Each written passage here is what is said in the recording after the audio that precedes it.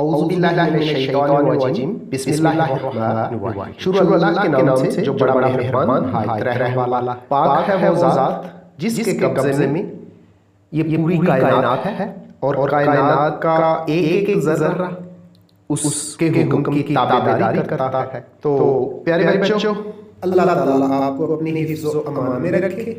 आज का lecture mathematics रियाजी class 10 और इसका यूनिट नंबर 9 है और unit number 9 unit number theorems circle के थ्योरम से तल्लुक़ है। और आज इस यूनिट नंबर 9 का थ्योरम नंबर 2 यानी मसला नंबर 2 किया जाएगा। और ये थ्योरम उर्दू और इंग्लिश मीडियम दोनों तरह के स्टूडेंट्स के लिए किया जाएगा। आप जानते हैं कि थ्योरम का जो सवाल है कंपल्सरी होता है, लाजमी होता है, इसलिए आपसे रिक्वेस्ट है कि आपने इस वीडियो लेक्चर के साथ एंड तक जुड़े रहना है ताकि उर्दू और इंग्लिश मीडियम दोनों तरह का थ्योरम हो जाए। लेक्चर की तरफ जाने से पहले आपसे रिक्वेस्ट है कि प्लीज़ मेरे चैनल को सब्सक्राइब कर दें। ये जो घंटी बनी हुई है इसको भी खड़का दें ताकि हम लेक्चर्स का नोटिफिकेशन आपको मिलता रहे। इसके अलावा मेरी वीडियोस को शेयर और लाइक भी किया करें। तो चलिए जी बढ़ते हैं लेक्चर की तरफ।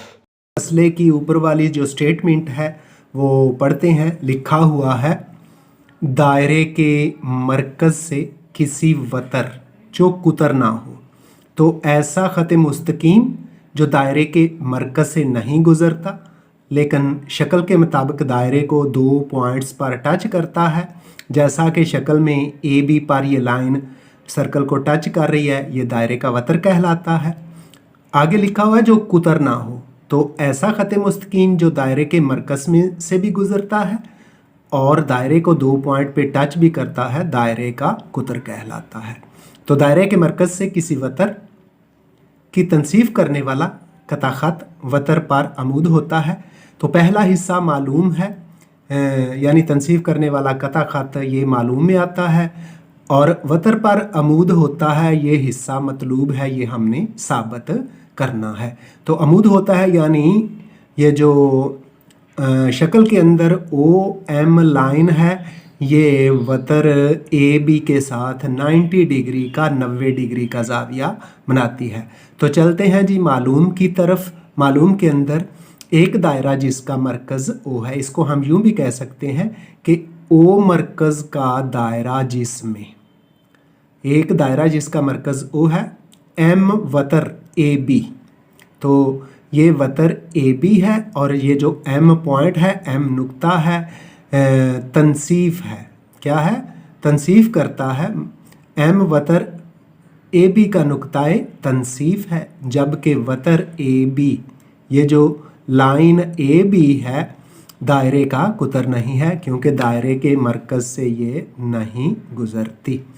अब मतलूब क्या है? ये जो ओ एम है पॉइंट ओ पर ए बी के साथ 90 डिग्री का एंगल बनाता है, यानी ओ एम अमूद है, परपेंडिकुलर है ए बी पर। मतलूब में लिख दिया ओ एम लाइन परपेंडिकुलर है वतर ए बी पर। तो कंस्ट्रक्शन करेंगे हम, 2 ट्राइंगल्स बनाएंगे। अमल के अंदर कंस्ट्रक्शन के अंदर नुकात ए और बी को, पॉइंट जो ए है और पॉइंट बी है इसको सेंटर ओ यानी मरकज़ ओ के साथ मिलाएं और एंगल्स के यानी जावियों के नाम लिखें जैसा कि शक्ल में दिखाया गया है। तो नुकात ए और बी को मरकज़ ओ से मिलाएं, मैयर एंगल ए और मैयर एंगल 2 लिखें जैसा कि शक्ल में दिखा दिया गया है। तो आगे जो थ्योरम है 2 हिस्सों में तकसीम हो जाता है, एक तरफ बयानात और दूसरी तरफ दलाइल होते हैं। बयानात को इंग्लिश में स्टेटमेंट्स और दलाइल को रीजंस का नाम देते हैं।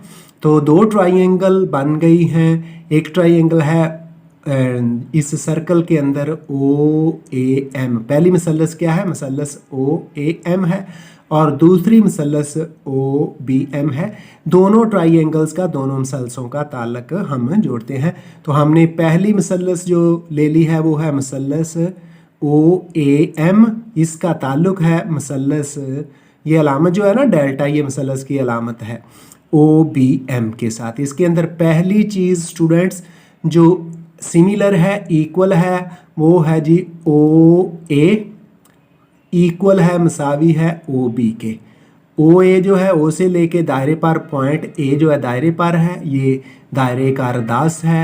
ओ बी भी दायरे का अरदास है क्योंकि ओ सेंटर है और बी पॉइंट दायरे के ऊपर मौजूद है, इसलिए ओ ए भी दायरे का अरदास है और ओ बी भी दायरे का अरदास है और दायरा एक ही है, इसलिए मैयर ओ ए बराबर है मैयर ओ बी के।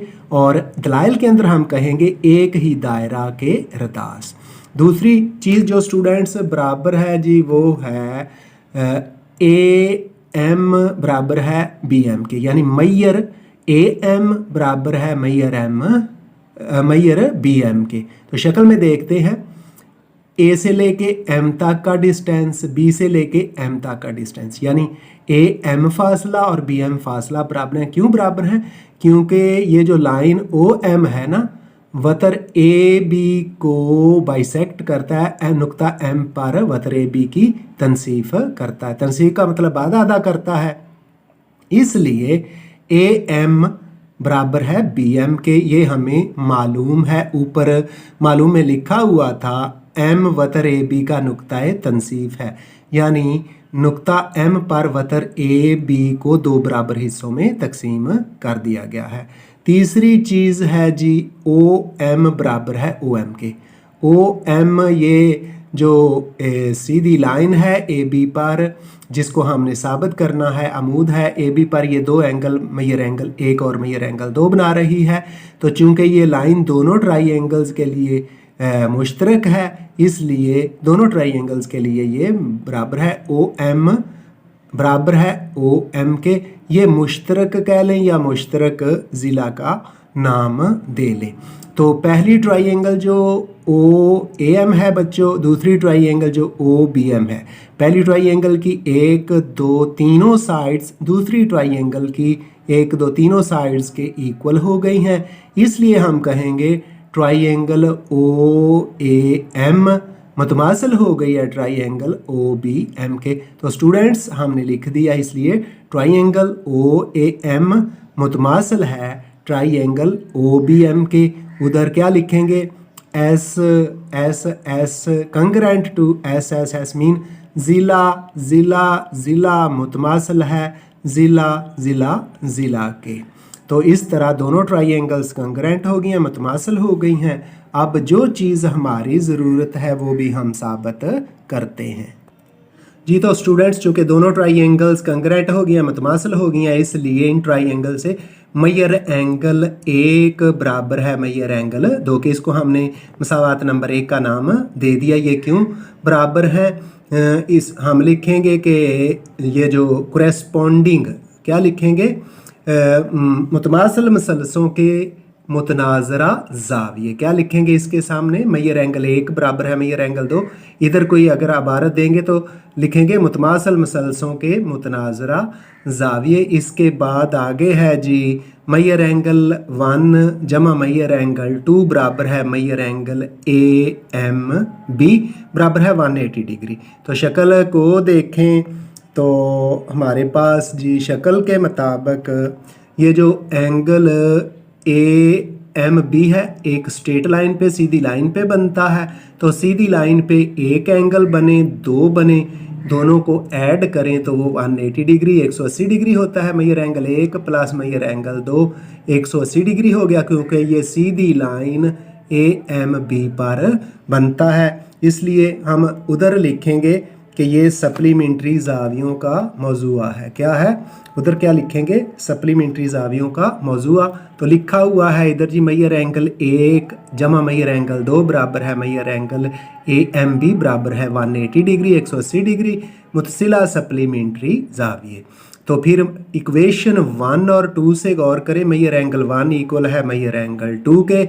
मैयर एंगल 1 और 2 को ऐड करें तो 180 डिग्री आता है। चूँकि ये दोनों एंगल इक्वल हैं, बराबर हैं, इसलिए 180 डिग्री को भी 2 बराबर हिस्सों में डिवाइड कर दें, तकसीम कर दें। इस तरह मैयर एंगल 1 बराबर मैयर एंगल 2 बराबर 90 डिग्री। और यही हमने साबित करना था कि ये जो एंगल बनता है ओ एम का ए बी पर, चाहे मैयर एंगल 1 है या मैयर एंगल 2 है, ये 90 डिग्री होना चाहिए। तो फिर हम कहेंगे पास ओ एम यानी ओ एम अमूद है वतर ए बी पर, यानी ओ एम वतर ए बी पर 90 डिग्री का जाविया बनाता है। यही हमारा सबूत था डियर स्टूडेंट्स। अब हम इसी थ्योरम नंबर 2 के इंग्लिश मीडियम प्रूफ की तरफ बढ़ते हैं। तो स्टेटमेंट सुन ले। 9.1 है, a straight line drawn from the centre of a circle to bisect a chord which is not diameter. एक स्ट्रेट लाइन है जो कि सर्कल के सेंटर से खींची गई है और जो सर्कल की कॉर्ड है उसको ये क्या करती है, बाइसेक्ट करती है, विच इज़ नॉट डायामीटर। तो डायग्राम की तरफ आए तो ए बी जो है डायग्राम के अंदर सर्कल की कॉर्ड है और पॉइंट ओ जो है ये सर्कल का सेंटर है। ओ से ए बी पर जो लाइन खींची गई है वो इसको पॉइंट एम पे बाइसेक्ट करती है। तो साथ ब्रैकेट के अंदर कह दिया गया विच इज़ नॉट डायामीटर, मीन ये जो कार्ड ए बी है ये सर्कल का डायामीटर नहीं। तो डायामीटर क्या होता है, वो स्ट्रेट लाइन होती है जो सर्कल के सेंटर से गुजरे और सर्कल को 2 पॉइंट पे टच करे। चूंकि ये जो ए बी कार्ड है सर्कल को 2 पॉइंट पे टच करती है लेकिन चूंकि सेंटर ओ में से नहीं गुजरती इसलिए इसको डायामीटर नहीं कहेंगे। तो स्टेटमेंट के अंदर उसने कहा विच इज़ नॉट डायामीटर। तो आगे दूसरा हिस्सा जो प्रूव करना होता है वो क्या है, is perpendicular to the chord. तो ये जो स्ट्रेट लाइन ड्रा की गई है जिसको डायग्राम के अंदर ओ एम का नाम दिया गया है ये ए बी पर परपेंडिकुलर है, मीन ए बी पर ये 90 डिग्री का एंगल बनाती है। ये हमने प्रूव देना है, साबित करना है। तो जो यहाँ एंगल्स के नाम रखे गए हैं ना 1 और 2, इसका मतलब है ये प्रूव करना है कि ये दोनों एंगल्स 90 डिग्री के हैं। मेजर एंगल 1 भी 90 डिग्री का और मेजर एंगल 2 भी 90 डिग्री का है। तो चलें जी, अब फिर सबसे पहली चीज़ जो थ्योरम के अंदर होती है वो है जी गिवन। तो यहाँ गिवन क्या है, m is the mid point of any chord A B. तो सर्कल की डायग्राम को देखें तो ए बी कॉर्ड है और m जो है कॉर्ड ए बी का मिड पॉइंट है, मीन कॉर्ड ए बी को 2 बराबर हिस्सों में डिवाइड करता है। इसका मतलब ये होगा कि ए एम इक्वल होगा बी एम। इसके बाद m is the mid point of any chord A B of a circle with centre o। o circle का सेंटर है, ए बी कॉर्ड है, o m इसको बाइसेक्ट करती है, लाइन जो है m पॉइंट पर बाइसेक्ट करती है, इसलिए a से m तक का डिस्टेंस और b से m तक का डिस्टेंस इक्वल होगा कि where chord A B is not the diameter of the circle. ये जो कॉर्ड ए बी है सर्कल का डायामीटर नहीं है क्योंकि कॉर्ड ए बी सर्कल के सेंटर से नहीं पास करती। आगे है जी दूसरा हिस्सा जो थ्योरम के अंदर होता है वो है टू प्रूव, कि साबित क्या करना है। साबित ये करना है ओ एम, ये जो सेंटर से लाइन खींची गई है ना कॉर्ड पर जो बाइसेक्ट करती है कॉर्ड ए बी को, ओ एम परपेंडिकुलर, ये जो उल्टा टी आपको नजर आ रहा है ये सिंबल है परपेंडिकुलर का कि एंगल 90 का होगा। O M perpendicular to the chord A B, O M perpendicular chord A B mean 90 का एंगल बनाती है। अब कंस्ट्रक्शन क्या करनी पड़ेगी, हमें डायग्राम को कंप्लीट करना होता है। ये जो कॉर्ड के 2 एंड पॉइंट्स हैं ए और बी, इनको सेंटरों से जॉइन करेंगे, सेंटरों से मिलाएंगे और 2 ट्राइंगल्स मुकम्मल करेंगे और फिर एंगल्स के नाम दे देंगे। तो कंस्ट्रक्शन के अंदर स्टूडेंट्स लिखा join A and B with centre O, आगे write major angle 1 and major angle 2 as shown in the figure. तो स्टूडेंट्स क्या किया गया है, पॉइंट ए जो कि कॉर्ड ए बी का एंड पॉइंट है और पॉइंट बी ये भी कॉर्ड ए बी का एंड पॉइंट है, इन दोनों एंड पॉइंट्स को सेंटर ओ से ज्वाइन कर दिया और एंगल्स को नाम दे दिए जो कि मेजर एंगल 1 और मेजर एंगल 2 है। अब प्रूफ की तरफ बढ़ते हैं। तो प्रूफ के अंदर आप देख रहे हैं कि सर्कल के अंदर 2 ट्राइंगल्स बन गई हैं जब हमने पॉइंट ए और बी को सेंटरों से ज्वाइन किया है, यानी पॉइंट्स ए और बी को सेंटरों से मिला दिया है। तो दो ट्राइंगल कौन सी हैं? ट्राइंगल ओ ए एम, जिसके अंदर एंगल मेजर एंगल 1 बना हुआ है। दूसरी ट्राइंगल है ओ बी एम। तो in triangle O A M and O B M हम तीन चीज़ों को इक्वल साबित करेंगे, कंकरेंट साबित करेंगे। पहली चीज़ गौर से देखें तो मैयर ओ ए इक्वल है मैयर ओ बी के, मैयर ओ ए इक्वल है मैयर ओ बी के। अब डायग्राम की तरफ चलते हैं। ओ सेंटर है, ए सर्कल पर पॉइंट है, ओ सेंटर है, बी सर्कल पर पॉइंट है। तो इस लाइन को जो सेंटर को सर्कल पर किसी पॉइंट से ज्वाइन करती है, इसको रेडियस का नाम देते हैं। ओ ए सर्कल का रेडियस है, ओ बी भी इसी सर्कल का रेडियस है। तो किसी सर्कल के तमाम रेडियस लेंथ में इक्वल हुआ करते हैं। मैयर ओ ए इक्वल है मैयर ओ बी। इधर हम इसके लिए कहेंगे radii of the same circle, यानी एक ही सर्कल के दोनों रेडियाई हैं। दूसरी चीज़ है जी मैयर ए एम इक्वल है मैयर बी एम। डायग्राम की तरफ आए तो ए एम इक्वल है बी एम। ये हमने कहा था जी उधर स्टेटमेंट के अंदर के बाइसेक्ट, जो लाइन स्ट्रेट लाइन सेंटर से ड्रा की गई है वो कॉर्ड को बाइसेक्ट करती है, यानी दो बराबर हिस्सों में तकसीम करती है। तो फिर डायग्राम के अंदर एम क्या है? मिड पॉइंट है, इसलिए ए से लेके एम तक की जो लेंथ है वो बी से लेके एम तक की लेंथ के इक्वल होगी। तो इधर क्या है? ए एम इक्वल है बी एम। फिर उधर क्या लिखेंगे? ये चीज़ इधर आप गिवन में है कि M is the mid point of any chord A B. M chord A B का मिड पॉइंट है, इसलिए ए एम इक्वल है बी एम के। और फिर हमने क्या लिख दिया इधर? गिवन है जी। अब आगे जी चलें तो तीसरी चीज़ जो है वो है हमारे पास मैयर ओ एम इक्वल है मैयर ओ एम के। मैयर ओ एम इक्वल है मैयर ओ एम के। तो डायग्राम के अंदर देखते हैं ओ एम जी, जो दो ट्राइंगल्स हैं ओ ए एम और O B M. O M इन दोनों ट्राइंगल्स की कॉमन साइड है। क्या है? तो फिर ओ एम इक्वल है मैयर ओ एम के। उधर हम कहेंगे कि ये कॉमन साइड है। तो स्टूडेंट्स आप देख रहे हैं दोनों ट्राइंगल्स ओ ए एम और दूसरी ट्राइंगल जो इससे रिलेटेड है ओ बी एम के अंदर पहली ट्राइंगल की एक side O A equal to O B, ये दोनों सर्कल के दोनों रेडियाई हैं। A M equal to B M, ये जो कॉर्ड है उसका एम पर मिड पॉइंट था, इसलिए ए एम और बी एम भी इक्वल होगा। O M congruent to O M, यानी ओ एम इक्वल है ओ एम के, इसका मतलब है ये कॉमन साइड है। तो फिर ये तीन साइड्स पहली ट्राइंगल की दूसरी ट्राइंगल की तीन साइड्स के इक्वल हो गई हैं।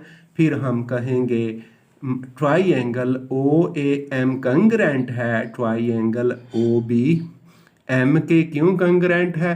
पहली ट्राइंगल की तीनों साइड को दूसरी ट्राइंगल की तीनों साइड्स के इक्वल कर दिया। जो पोस्टुलेट इस्तेमाल होगा वो कुछ यूं होगा जी हमारे पास कि एस एस एस कंग्रेंट है एस एस एस।